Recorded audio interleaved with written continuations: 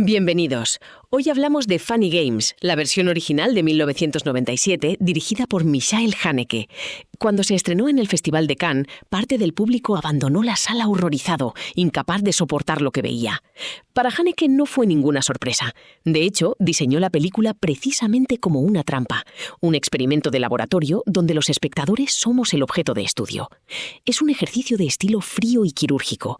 Nos encierra en una casa de campo con dos jóvenes psicópatas, decididos a jugar con una familia a través de la tortura. Pero más allá de su capacidad para incomodar, hay una sospecha inevitable. Esta película es aclamada como una crítica a la banalización de la violencia, pero ¿no será que la industria la celebra precisamente porque valida el mismo voyerismo perturbador que supuestamente intenta denunciar?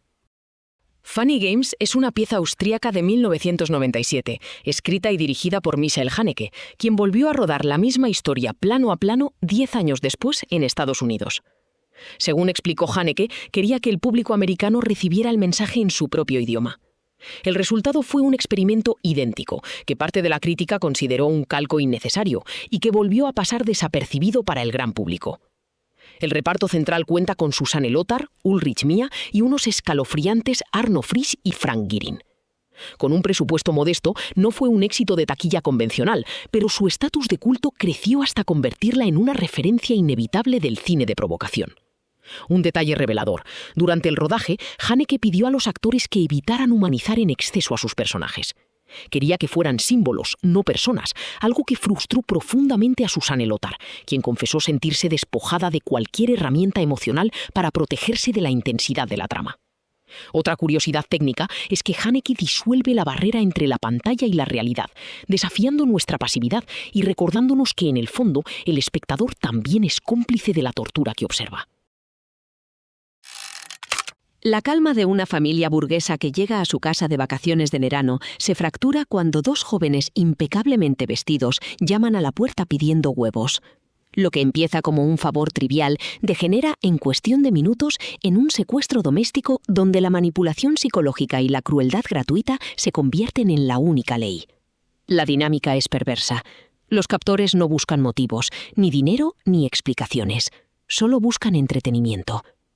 La tensión nace de la impotencia absoluta de las víctimas, atrapadas en un guión que parece escrito por sus propios verdugos. Es imposible apartar la mirada, no por la acción, sino por la sospecha constante de que, en cualquier momento, el propio director nos obligará a participar en la siguiente atrocidad. El guión de Funny Games es un mecanismo de relojería que se burla de las previsiones del espectador. Haneke sabe qué esperas de un thriller de Hollywood, un motivo para el crimen, una oportunidad de contraatacar y una catarsis final donde el mal reciba su castigo. Funny Games se dedica a dinamitar cada una de esas expectativas. Haneke no busca que te identifiques con las víctimas, sino que sufras por tu propia incapacidad de abandonar la sala. El gran debate es si este guión es una disección honesta de nuestra sed de sangre o un ejercicio de cinismo intelectual. Cuando la película empieza a interactuar cara a cara con el espectador, el guión deja de ser una historia de terror y se convierte en una acusación directa contra nosotros. Muchos críticos aplauden este giro como un golpe de genialidad metanarrativa, pero en el fondo esta estructura cojea. Al manipularnos tan abiertamente, Haneke se convierte en el mismo verdugo que está denunciando. Al destruir la narrativa clásica, el guión se vuelve el esclavo de su juego. Quiere castigar nuestra curiosidad, pero diseña cada escena para que no podamos apartar la mirada. La dirección de Haneke es un ejercicio de disciplina extrema, donde cada plano largo funciona como un muro de contención. No hay una banda sonora que manipule nuestros sentimientos, ni montajes frenéticos que oculten la brutalidad. Todo es estático, frío y profundamente deliberado. Haneke condena a la cámara a permanecer fija donde la acción no ocurre. Así nos obliga a imaginar el horror fuera de cuadro, una decisión mucho más insoportable que mostrar la sangre directamente. Su puesta en escena es un recordatorio constante de que somos observadores pasivos. La tendencia crítica insiste en que Haneke es un moralista que intenta limpiar nuestra mirada, pero su dirección sugiere algo distinto, el placer perverso de controlar el encuadre. Cada vez que la cámara nos niega una salida, Haneke no está dando una lección de cine. Está ejerciendo un poder absoluto sobre nuestra atención, convirtiendo el visionado en un acto de sumisión. El trabajo actoral en Funny Games es un equilibrio imposible entre lo humano y lo robótico. Ulrich Mia y Susanne Lothar interpretan a los padres con una vulnerabilidad que resulta dolorosa, especialmente porque Haneke los despoja de cualquier posibilidad de heroísmo. Actúan con una desesperación contenida que parece agotarlos físicamente ante la cámara. Por otro lado, Arno Frisch y Frank Girin interpretan a los verdugos con una amabilidad quirúrgica que es, posiblemente, lo más perturbador de toda la cinta. No actúan como asesinos, sino como invitados que han olvidado las normas de cortesía. Esta desconexión es lo que hace que la tesis de la película se tense. Sus interpretaciones son tan precisas, tan impecablemente educadas en medio del horror, que terminan siendo magnéticas. Como espectador te sorprendes a ti mismo observando los detalles de su lenguaje corporal, buscando una chispa de humanidad que ellos se niegan a mostrar. Al lograr que el espectador encuentre fascinantes a los verdugos, Haneke contradice su propia denuncia y confirma que incluso en el horror, el carisma del mal termina seduciendo al público. La técnica en Funny Games es una herramienta de tortura sutil. El uso del sonido es el ejemplo más claro. A menudo el ruido ambiental adquiere una presencia inquietante en momentos de aparente silencio. No hay banda sonora envolvente que suavice los momentos clave, solo el sonido cortante de la realidad. Durante la filmación, Haneke insistió en que el entorno se viera absolutamente ordinario, casi aburrido, para que la irrupción de la violencia fuera aún más chocante. Esta decisión técnica no busca realismo, busca contraste. Es la técnica del cirujano que prepara el campo quirúrgico antes de realizar el corte.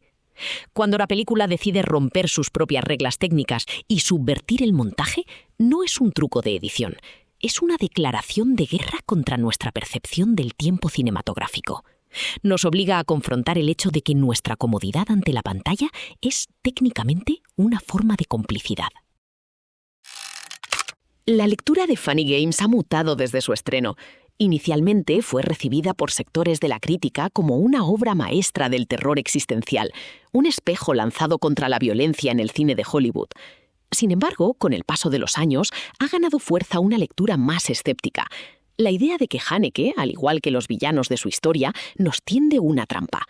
El público, lejos de salir curado de su voyerismo, a menudo consume la película como un reto intelectual o una experiencia extrema.